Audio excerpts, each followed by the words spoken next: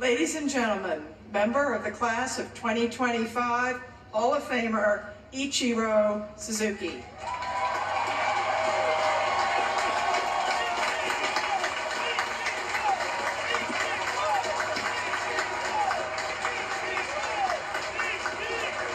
Thank you.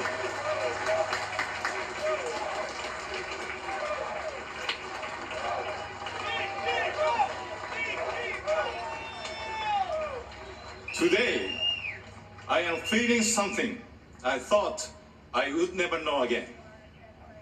For the third time, I am a rookie.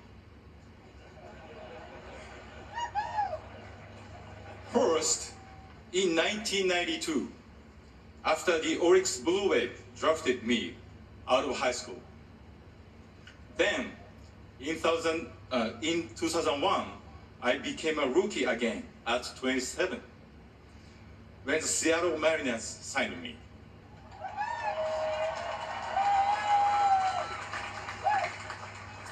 As I look over here now and see men like Rod Carew, George Brett, and Tony La Russa, I realize I'm a rookie again. Thank you for welcoming me so warmly into your great team.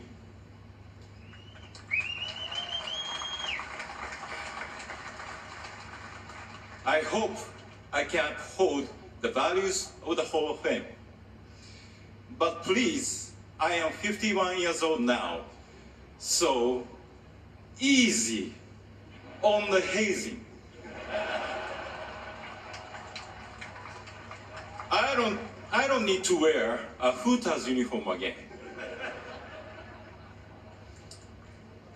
The first two times, it was easier to manage my emotions because my goal was always clear: to play professionally at the highest level. This time is so different because I could never imagine as a kid in Japan that my play would lead me to a sacred baseball land that I didn't even know was here. People often measure me by my records: 3,000 hits, 10 Gold Gloves, 10 seasons of 200 hits. Not bad, huh?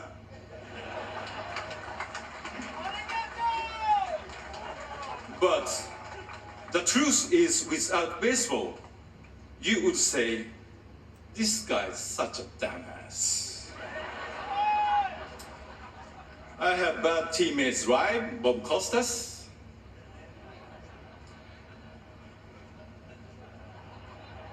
Baseball is so much more than just hitting, throwing, and running. Baseball taught me to make valued decisions about what is important. It helped shape my view of life and the world. As a kid, I thought I could play baseball forever. The older I got, I realized the only way to keep playing the game I love until 45 at the highest level was to dedicate myself to it completely. When fans use their precious time to come watch you play, you have a responsibility to perform for them. Whether we are winning by 10 or losing by 10, I felt my duty was to motivate it the same from opening day through game 162. I never started packing my equipment or taping boxes until after the season's final out. I felt it was my professional duty to give fans my complete attention each and every game.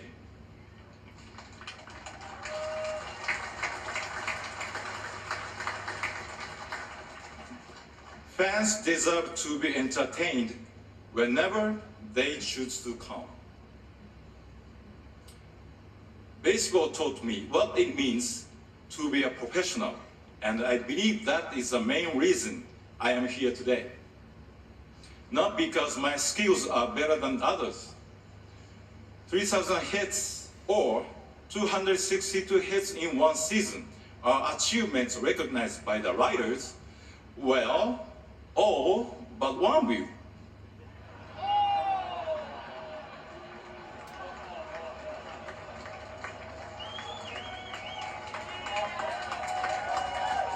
And by the way, the offer for that writer to have dinner at my home has now expired.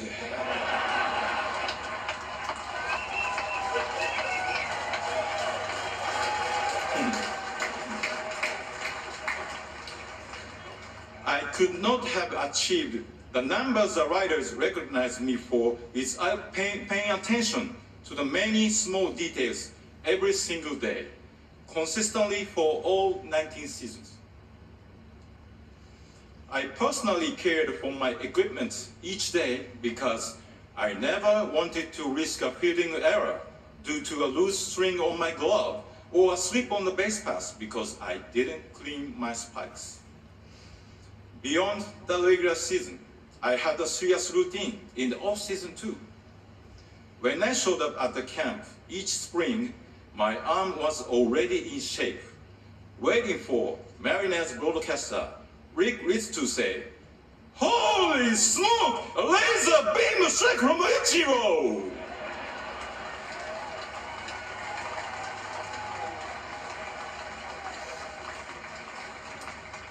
If you consistently do the little things, there's no limit what you can achieve.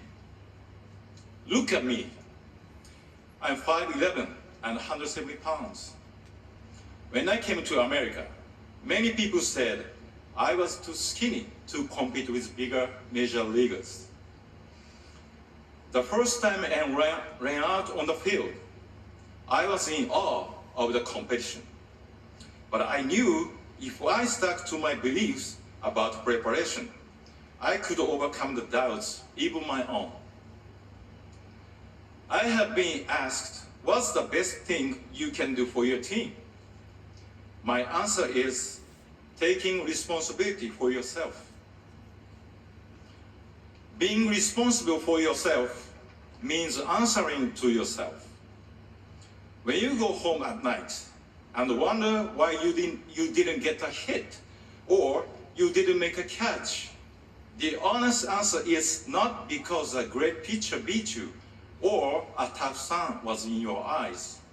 It's because there was something you could have done better. By taking responsibility for yourself, you support your teammates and you don't cheat the fans.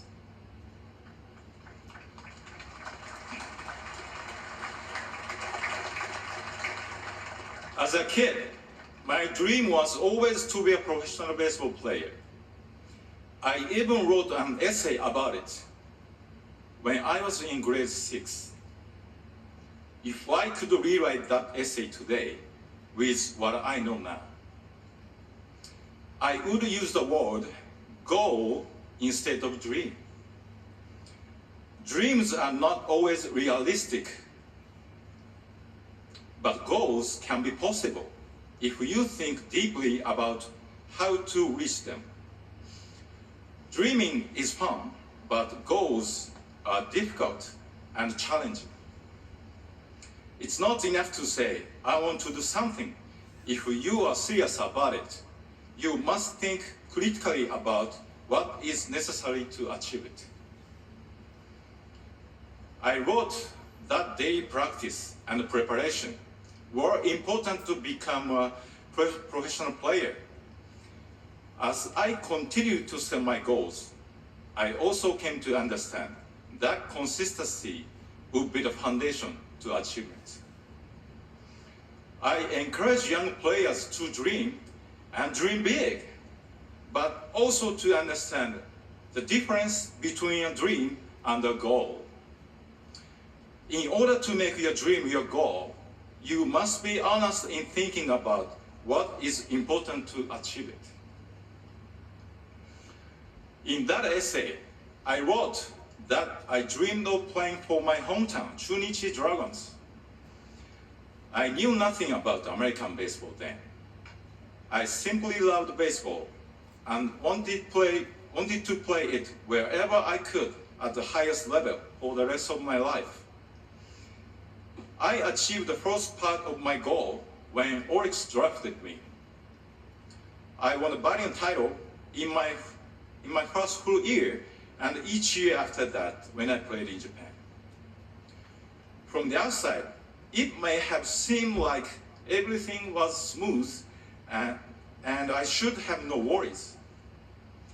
However, inside, I was struggling to understand why I was making results. I was searching for something that I could not find. In the middle of my internal struggle, something historic happened. Hideo Nomo became the first major leaguer from Japan in my lifetime. His success inspired many, including me. Thanks to him, MLB was always in the news in Japan, and MLB games were broadcast on TV. Because of Hideo Nomo's courage, my eyes suddenly opened to the idea of challenging myself by going somewhere I never imagined. 野茂さん、ありがとうございました。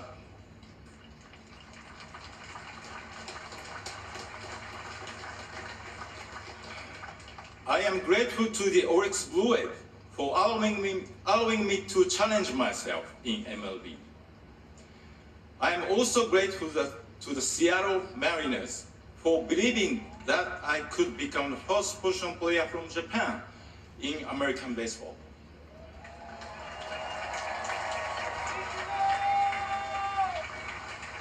I have been in love with Seattle and the Mariners ever since. Thank you, Seattle.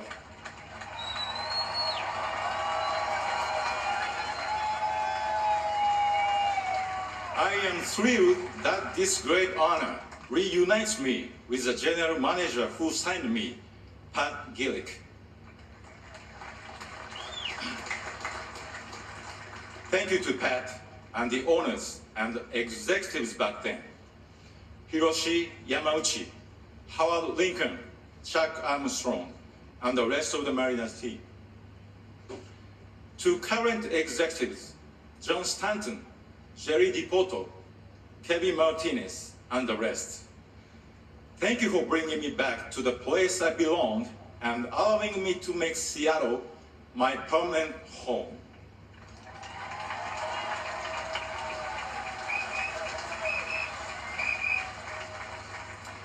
It's an honor to be on a new team with Edgar and Junior and Randy. Thank you guys for coming today.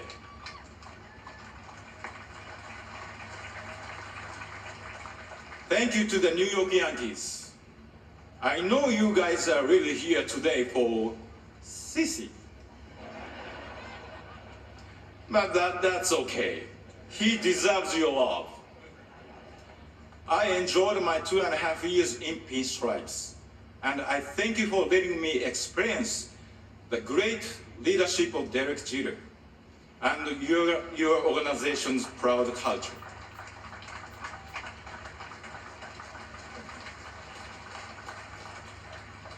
And to the Miami Marlins, I appreciate David Sampson and Mike Hill for coming today.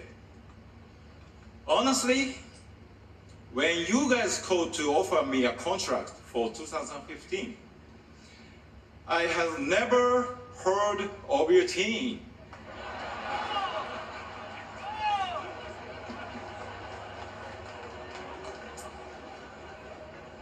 But I came to love my time in South Florida. Even in my mid-40s, I grew as a player, surrounded by all those young, talented teammates. The way they jumped out of the dugout in Colorado to celebrate my 3,000th hit is something I will never forget.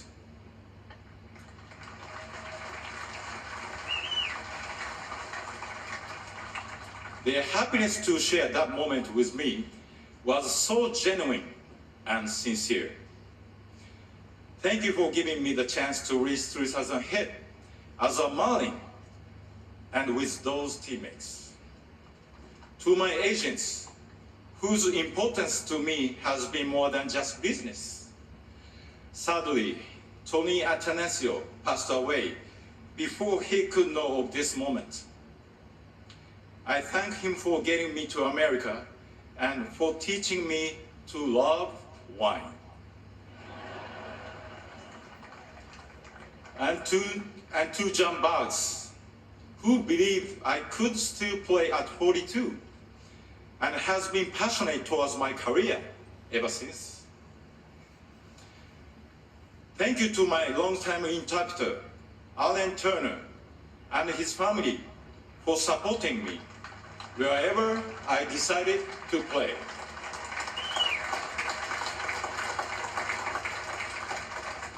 Thank you also to Jane, Josh, Chester, Whitney, and the entire Hall of Fame staff. And of course, to Jeff Idelson. Without you, I would have never come to appreciate this incredible institution. Congratulations to Cece, Billy, Dave Parker, Dick Allen, Tom Hamilton, and Thomas Boswell.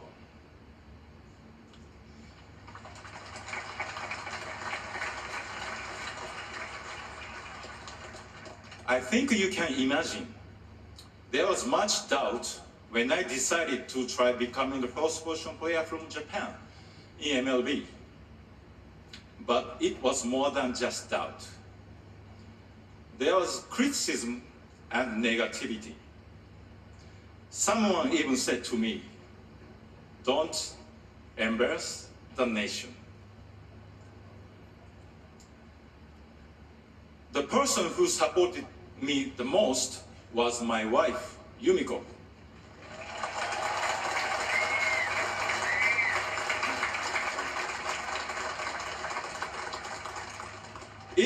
It would only be natural if she had doubts too, but she never made me feel them. All of her energy was focused on supporting and encouraging me. For 19 seasons in Seattle, New York, and Miami, she made sure that our home was always happy and positive. I tried to be consistent as a player, but she's the most consistent teammate I ever had.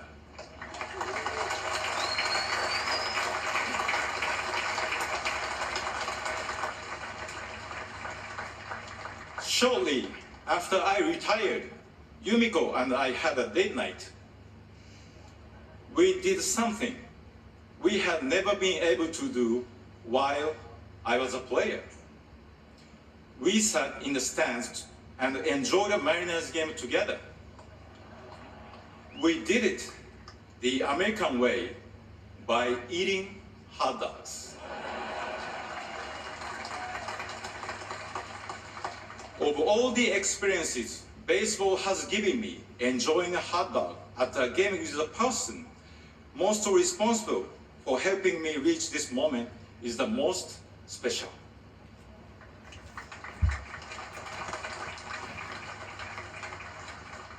Going into America's Baseball Hall of Fame was never my goal.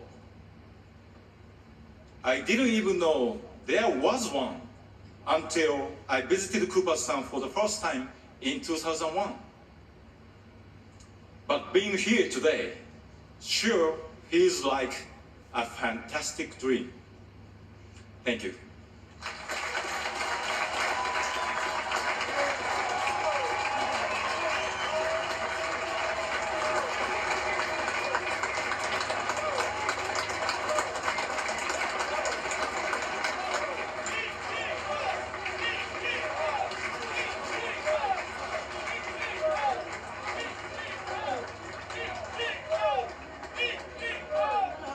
Ladies and gentlemen, the National Baseball Hall of Fame, class of 2025.